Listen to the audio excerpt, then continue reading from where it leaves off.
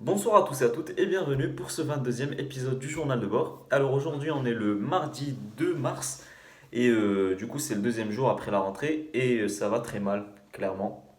Hier je vous avais déjà dit que c'était une rentrée assez compliquée, c'était même la rentrée la plus compliquée depuis le début de l'année avec les notes qui sont arrivées et la fatigue. Aujourd'hui la fatigue pas trop bizarrement alors que hier j'ai dormi assez tard. J'étais pas fatigué mais par contre les notes voilà. On a eu la deuxième vague de notes, maths et j'ai oublié la deuxième note, contraction de texte. Du coup, les maths, j'ai eu 10. La moyenne de classe, elle est de 9,11. Ce qui fait que j'ai pas totalement foiré. Je suis pas en dessous de la moyenne. Je suis un tout petit peu au-dessus.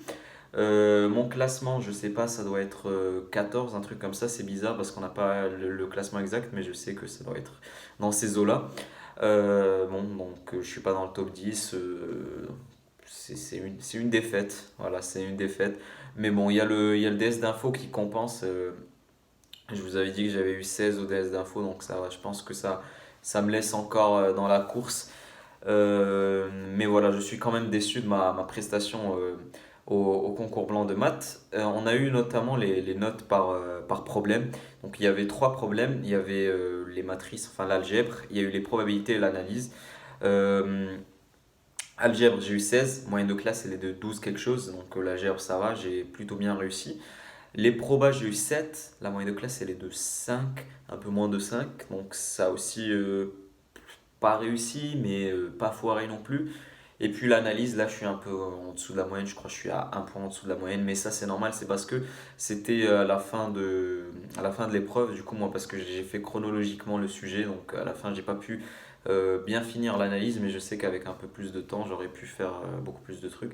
Mais après, hein, bien sûr, c'est la règle du jeu. Moi, j'ai pas su gérer mon temps. Et voilà, je l'assume totalement. Du coup, ça c'était pour les maths.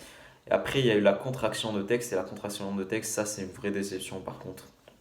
Je vous avais dit que c'était une des épreuves que j'avais le mieux réussi, que je pensais avoir le mieux réussi.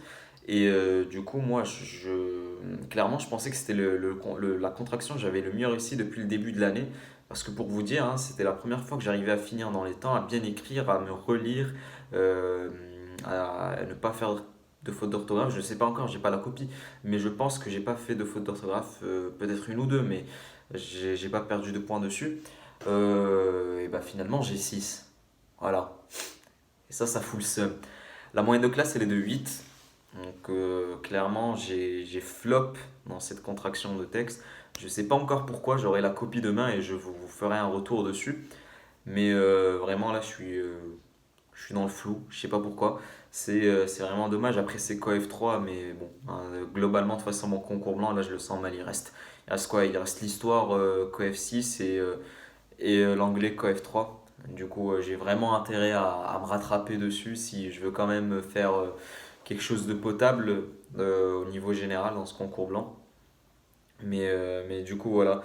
Ouais, sinon, aujourd'hui, qu'est-ce qu'on a fait? On a fait de l'anglais, c'était des traductions, on a traduit un texte, on a fait de la grammaire, c'était pas intéressant. Pareil pour l'espagnol. Après l'histoire, du coup, on a enfin fini le premier module, on a fini l'histoire. Je vous avais dit qu'on était sur la géographie de la France, donc c'est bon, on a tout bouclé. Enfin, on a tout bouclé, il nous a passé bien sûr ces polycopiés toujours plus lents qu'on va devoir du coup ficher.